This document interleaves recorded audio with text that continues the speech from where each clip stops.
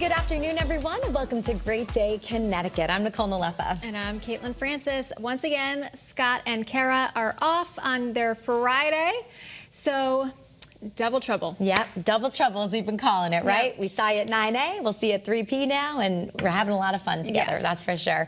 And it is a good day for some thrills, too. Today is National Roller Coaster Day. Are you a roller coaster person? I'm not. No? Are you? Oh, yeah. Okay. I'll go on Did you anything. know that they just announced a new roller coaster at Six Flags? No. What is Brand it new. called? I don't remember, but I think it just got announced yesterday morning. I didn't see that. Well, I guess I'll have to Ethan, ride you're it. raising your eyebrows over there. Are you interested? Are you Not in? interested? Yes. Our floor director, Okay. Ethan's like, I'm there. Oh, there's a Cyclone. That's a classic name for a roller coaster. But 126 years ago today, on August 16th of 1898, Edwin Prescott is the one who's credited with introducing the first vertical loop roller coaster. But historians say that roller coasters existed well before that. It's actually documented in 17th century St. Petersburg, Russia. Could you imagine trying to go on a roller coaster back in the 17th century? No, is that why everyone didn't live long, or what's going on? What's the engineering on that? I don't know.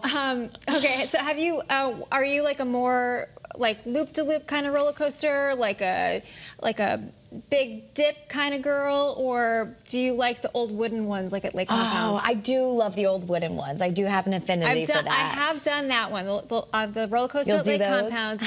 That's the oldest wooden roller coaster in the country. Yeah, if I think you're right. Yeah.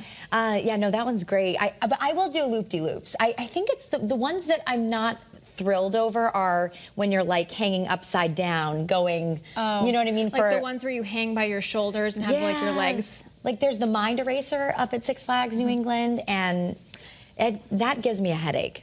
I think that's why it calls you the Mind Eraser, because your head's being jolted around. Maybe. But. Okay. All right, moving on to Team USA gymnast Jordan Childs. This has been a talker for the last week. Well, now Jordan is speaking out for the first time on the decision to strip her of her bronze medal. And she shared a statement on social media saying that the decision to strip her of the medal that she earned at the 2024 Paris Olympics, quote, feels unjust. She said, I have no words. This decision feels unjust and comes as a significant blow, not just to me, but to everyone who has championed my journey. And then she said, to add to the heartbreak, the unprompted racially driven attacks on social media are wrong and extremely hurtful. So if you remember last weekend before the Olympics ended in Paris, the Romanian gymnast team went back. They filed they filed something to kind of go back and say that this was something that the Romanian gymnast should have actually won because she was originally in third place, and so they took her, Jordan Childs' third place win away. Now the U.S. team is trying to file that injunction against them. They said no. There's a lot of drama. And there are a lot of, stars too and celebrities coming out of the woodworks as well, and just, in support of Childs and that bronze medal. In fact, Flava Flav, we were telling you about this a little earlier this week, ended up creating a clock all in bronze, diamond encrusted for her. So she definitely has the support of the USA, of course, and hope that all gets settled for sure.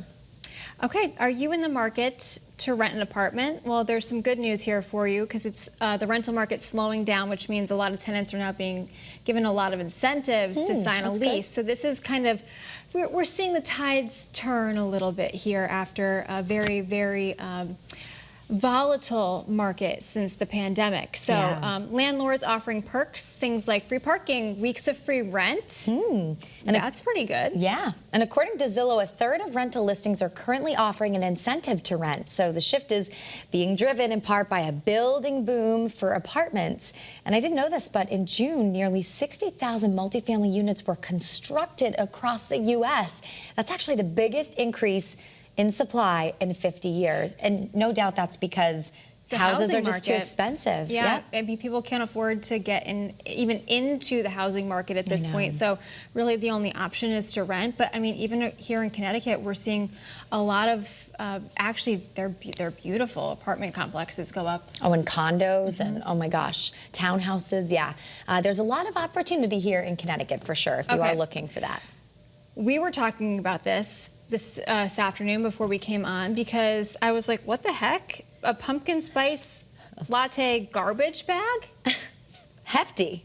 Hefty. The company's unveiled these cinnamon pumpkin spice scented trash bags. Yes, that's correct, Kate. I know, we were like, what? A garbage, a PSL garbage bag? They said, I'm like, question mark? I know. They said that they're limited edition and they're available for trash bins everywhere. Select retailers will be holding them for a certain amount of time, and they're going to be rolling out in stores like Walmart, Target, nationwide starting September 1st. I don't know, would you get it? Well, okay, so here's my, I guess most of us are a fan of the PSL, Yeah, right? Like yeah. we like a I'm pumpkin down. spice latte just as much as the next person. I don't know if I'd like it in my garbage. If it's going to smell good every time I open my garbage, why not? Does it mix with the garbage smell? No. You hope. Or does it mask it? We have let some us know. questions. We have some questions that we Actually, need answers to. And we need to test them out here. Yes. Let's start putting them in all our garbage bins. All right, we'll have to do some research. We'll get back to you. We will.